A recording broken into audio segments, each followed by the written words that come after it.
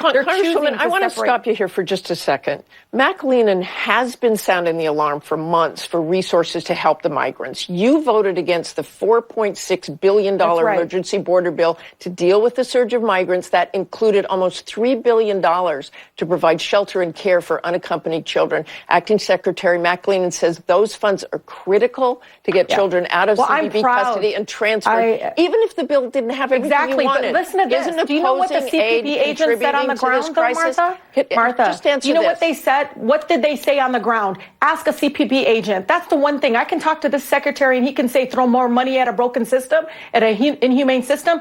3 agents took me aside, away from my colleagues, and said more money is not going to fix this, that they were not trained to separate children, that they don't want to separate 2-year-olds away from their mothers. That's not what they were trained for, and that's not what they signed up for in their service to our country. They signed up to protect the border, not to separate children, not to put people in cages. They all said this is a broken system. This is inhumane. I mean, these are also human beings. These are also fathers and mothers themselves. A woman, I met an agent who's a mother of 5.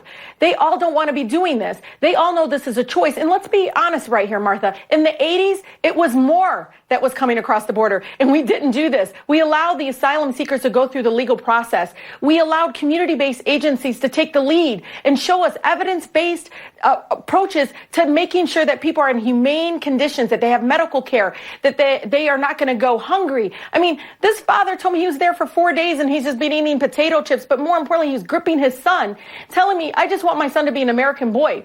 I'm here because I have no other choice. And I can tell you, as a mother of 2, but also as a child of immigrant parents, I know my parents would have done the same thing for me to have a better future. But what our country is doing is creating a generation of children that will remember what our country did to them. And that, to me, I will not vote for something that is broken and deteriorated and is inhumane. That is a choice that I am making, a conscious choice. And I can tell you my district supports me 100% because they know the system is broken. They know that these agents, again, many of them overworked. Suicide is up among CPP agents. Look at the numbers. Look at the Inspector General's report. All of us can't be lying. All of us cannot be saying, we're all saying that it's broken. Congresswoman, so when I voted against it, when many of us voted against it, 4 or 5 of us voted against it, it was because we knew this was not the choice that we needed our country to move forward on. There is a better choice, and we've seen it in the 80s. We need to do better than what we're doing now at the border. I want to bring up that aid package again. In a column in the New York Times this morning, the Speaker of the House, Nancy Pelosi, said that you and the 3 other progressives made yourself irrelevant to the process by voting against the bill. All these people have their public whatever and their Twitter world, she said, but they didn't have any following. They're 4 people, and that's how many votes they got. You know, people like us, people like me and Ayanna, Ilhan, and Alexandria, we're reflective of our nation in many ways. But many of us didn't run to be first of anything. But more people like us have been missing in the halls of Congress.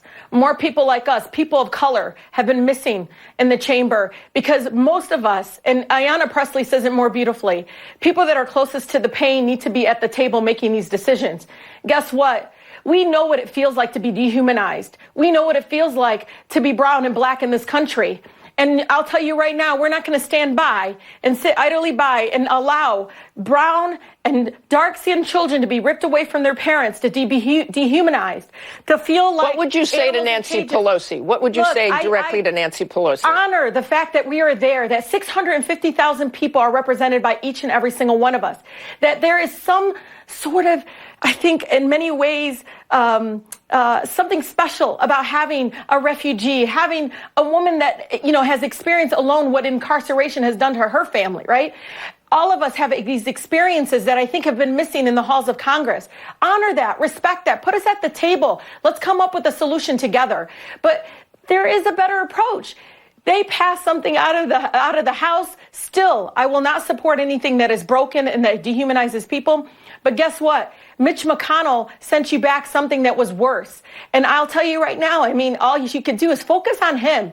Uplift the women, especially the women of color within your caucus that are out there, because I'll tell you, more people like us, more people like me that come out to vote, we win. All of us win. Okay, I'm going to have to stop you there for time. It is very disappointing that the speaker would ever try to diminish our voices in so many ways. Again, I appreciate your comments. Very much for joining us. Thank you so much. Coming up, the Powerhouse Roundtable tackles our new ABC News Washington Post poll.